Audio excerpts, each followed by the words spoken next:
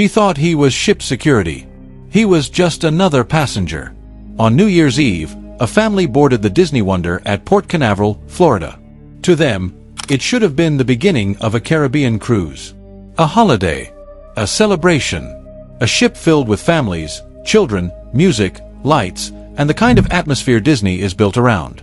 But in the early hours of January 1st, 2007, something happened aboard that ship that turned a family cruise into a federal criminal case. A 13-year-old girl had been inside the ship's teen club, spending time with other young passengers. After the club closed, she and other teenagers were still out on the ship. Then an adult passenger approached them. His name was Lucas George Wicks. He was not crew. He was not ship security. He was not an officer. But according to the official record, he spoke with enough authority to make the teenagers listen. He told them to return to their cabins. Then he told the girl to follow him. And she did. Because she believed he was a cruise ship security officer. That is the center of this case. Not a hidden weapon. Not a stranger in a dark alley. Not a locked room. A man on a family cruise, using confidence like a badge. He led her toward the rear of the ship, away from the others, to an area where no one else was around. And there, according to the federal case, he engaged in sexual contact with a minor by placing her in fear of serious bodily injury. Years later, Wicks would plead guilty in federal court to abusive sexual contact on the high seas. But the darkest part of the story is not only what happened after she followed him. It is why she followed him. Because on a cruise ship at night, authority can be confusing. A command can sound official. A stranger can act like staff. And for one young girl aboard the Disney Wonder, the badge was never there. Before this case became a federal file, it began as a family vacation. December 31st, 2006. The Disney Wonder was preparing to leave Port Canaveral, Florida, for a Caribbean cruise. For many passengers, it was the kind of trip families plan for months. A New Year's cruise. A Disney ship. A floating resort where parents expect their children to be safer than almost anywhere else at sea. That is what makes the story so unsettling. The setting was not supposed to feel dangerous. A Disney cruise is built around trust. Families bring children because the brand promises control, order, and comfort. There are youth areas, teen clubs, entertainment, crew members, bright corridors, scheduled activities. A ship designed to make parents feel that their children are inside a protected world. And in many ways, that is exactly how a cruise ship presents itself. Everything has a place. Restaurants, pools, theaters, cabins, family areas, teen spaces, public decks, staff members moving through corridors, adults giving directions, announcements guiding passengers through the day. To a young passenger, especially on the first night, the ship can feel like a giant moving city. It is exciting, but also unfamiliar. Every stairway, elevator, deck, corridor, and sign is new. At night, that unfamiliarity becomes stronger. The ship is still full of people, but parts of it feel quieter. Public spaces close. Teen activities end. Families return to rooms. Corridors empty out. The ocean outside becomes dark. The decks that felt magical during the day can feel different after midnight. This was the environment the victim was moving through. She was only 13 years old. She was traveling with her family. She had gone to the teen club, a space meant for young passengers to meet, socialize, and enjoy the cruise. That detail matters because the case does not begin with her sneaking somewhere forbidden. It begins inside the normal system of a family cruise. A teen club. Other young passengers. A ship full of families. Then the club closed. And that transition, from supervised youth space to the larger ship at night, became the vulnerable moment. After the teen club closed, the girl and other young passengers were on the ship's decks. That is when Wicks approached them. He did not need to physically force the group at the beginning. He gave an order. He told them to go back to their cabins. On land, a teenager might question a random adult giving commands. But on a cruise ship, especially a family cruise, the rules feel different. Adults are everywhere. Staff are everywhere. People in authority give directions constantly. Go this way.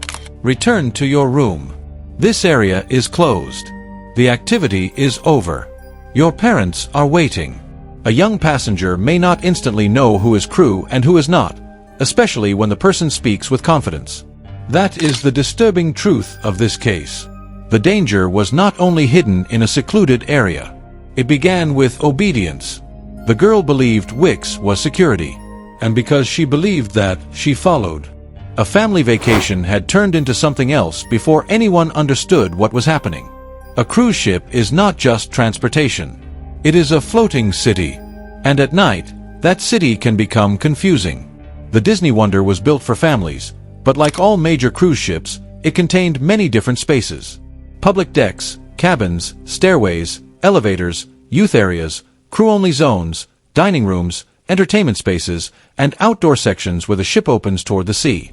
For adults, the layout can take time to understand.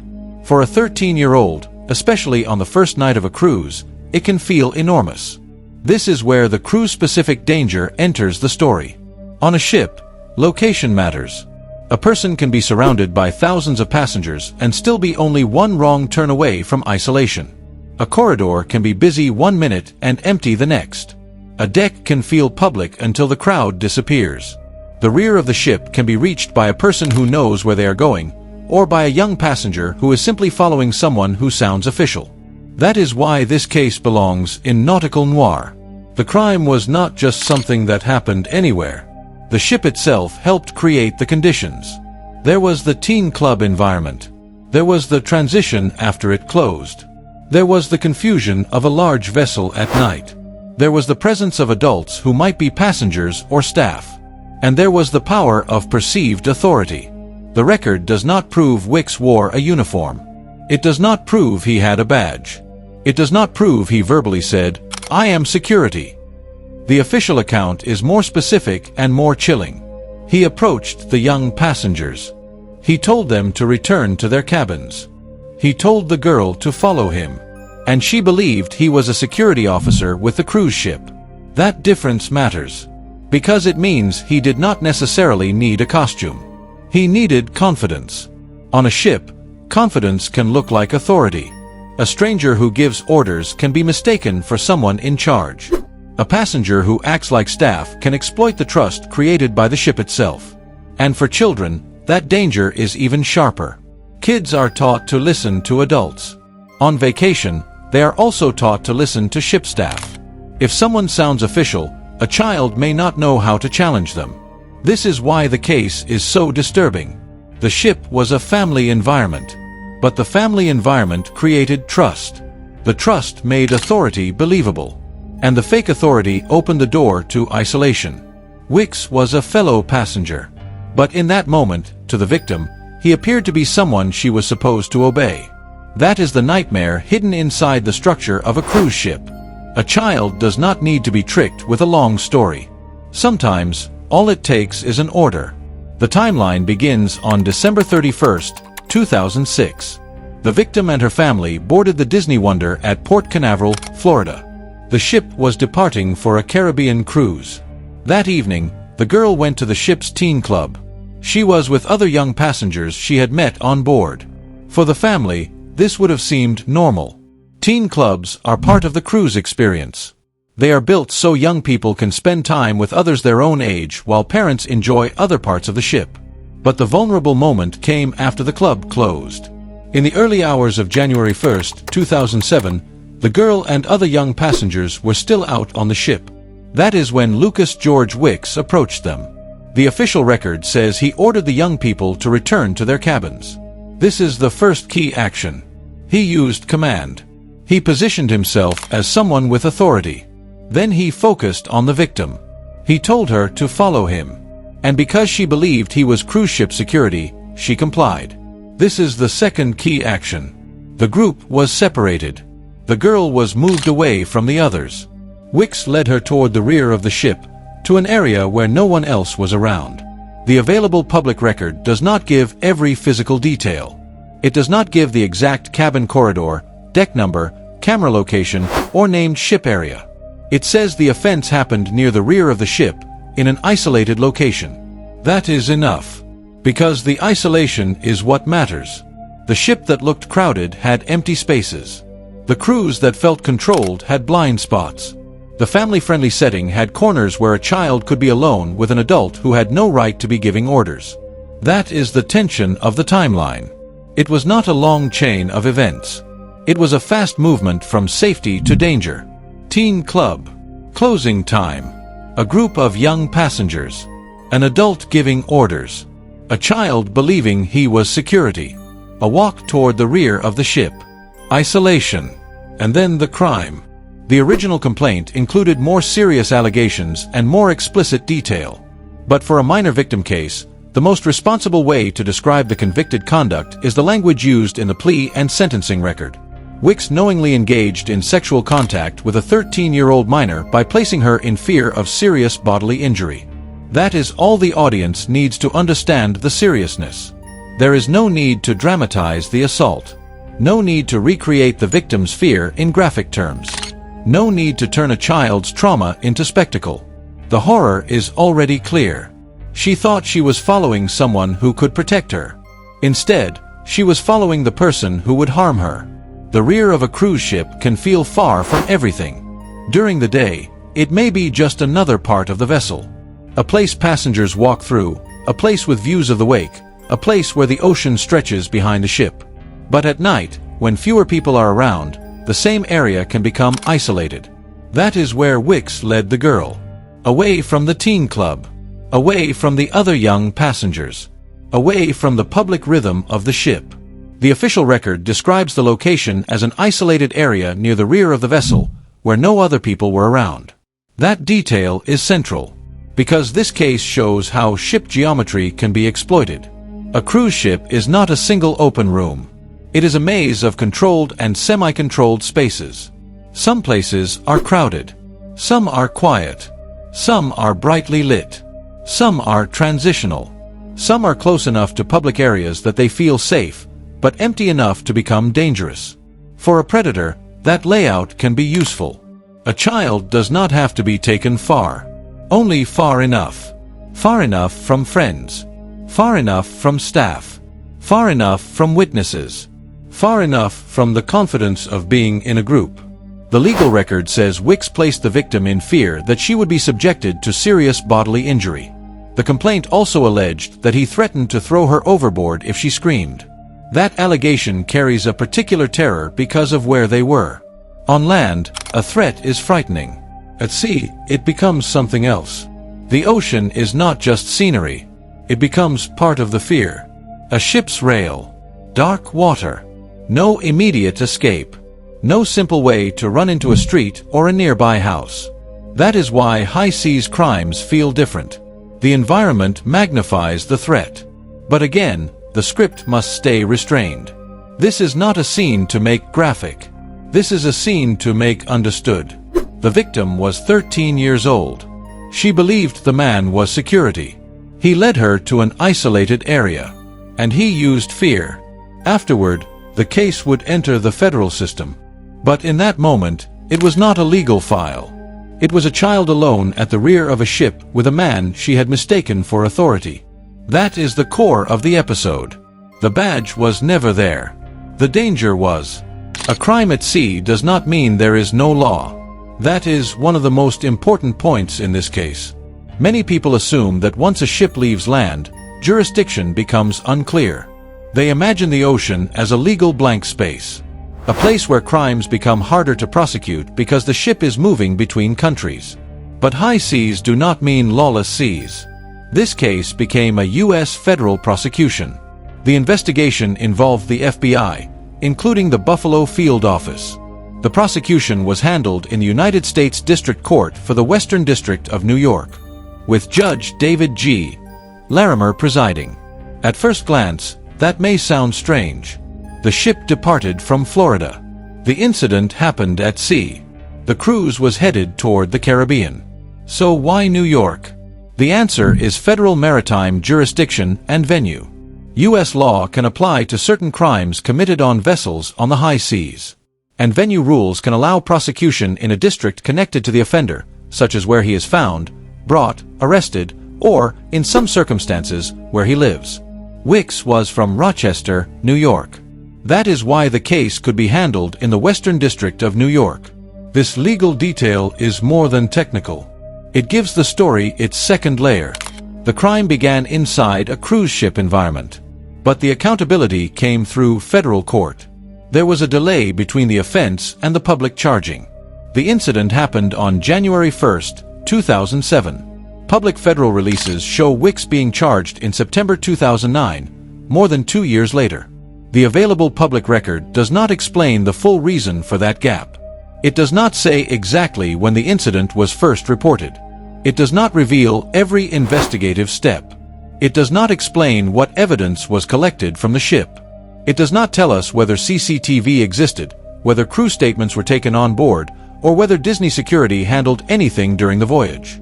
So the script should not invent those answers. The gap can be mentioned as a fact, not as a conspiracy, not as a cover-up, not as proof of delay by any company, only as an unanswered part of the public record. What is clear is this. By 2009, the case had become serious enough for federal charges. And those first charges were far more severe than the final conviction.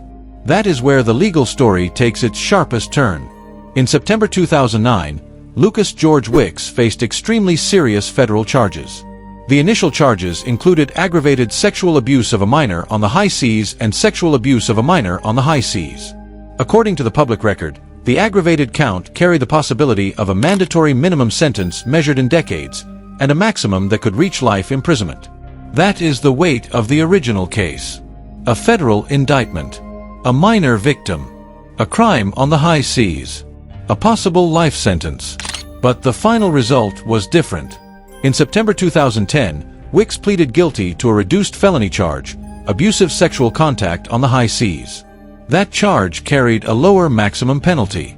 And on February 11, 2011, he was sentenced to 46 months in federal prison and ordered to pay $2,667 in restitution. This is one of the most important parts of the episode because it creates real legal tension. Viewers may hear minor, high seas, and possible life sentence, then wonder why the final sentence was under 4 years. The answer is not that the original aggravated charges were proven and the judge simply gave 46 months. The more accurate explanation is that the final conviction came through a plea to a lesser offense. That distinction matters. The first charges carried far heavier potential punishment. The final conviction was for abusive sexual contact on the high seas. The public releases do not disclose the full plea negotiation reasoning. They do not explain whether prosecutors accepted the plea because of evidentiary issues, witness concerns, litigation risk, jurisdictional questions, or other factors. So the script should not speculate. Do not say Disney arranged a deal. Do not say the evidence was missing. Do not say there was a cover-up. Do not say the court ignored the crime. The legally safe version is stronger. The case began with charges that carried the possibility of decades in prison. But the final conviction came through a guilty plea to a reduced felony, and the sentence was 46 months. That is a real tension point. It shows how the criminal justice system can narrow a case from indictment to plea. It also shows why words matter. Charged is not the same as convicted. Alleged is not the same as admitted. Maximum sentence is not the same as actual sentence. And a guilty plea does not always produce the harshest possible outcome. For Nautical Noir, this legal shift gives the ending complexity. The crime was not unresolved. There was a conviction. There was prison time. There was restitution. But for anyone hearing the original charges, the final sentence may still feel unsettling. That discomfort belongs in the story. Not as conspiracy. As legal reality. The Disney Wonder kept sailing. Families kept boarding cruise ships. Teen clubs kept opening at night. Passengers kept trusting that the ship around them was safe. But this case left behind a warning that is simple and chilling. The scariest part was not that he had a uniform. The scariest part was that he did not need one. The official record does not prove Lucas George Wicks wore a security uniform. It does not prove he showed a badge. It does not prove he introduced himself with an official title. He gave orders. And a 13-year-old girl believed he was security. That is what makes the case so important. Because real authority on a ship should be visible, verifiable, and public. A real crew member should have identification. A real security officer should not take a minor alone into an isolated area. A lone adult ordering a child away from public space is a red flag, no matter how confident he sounds.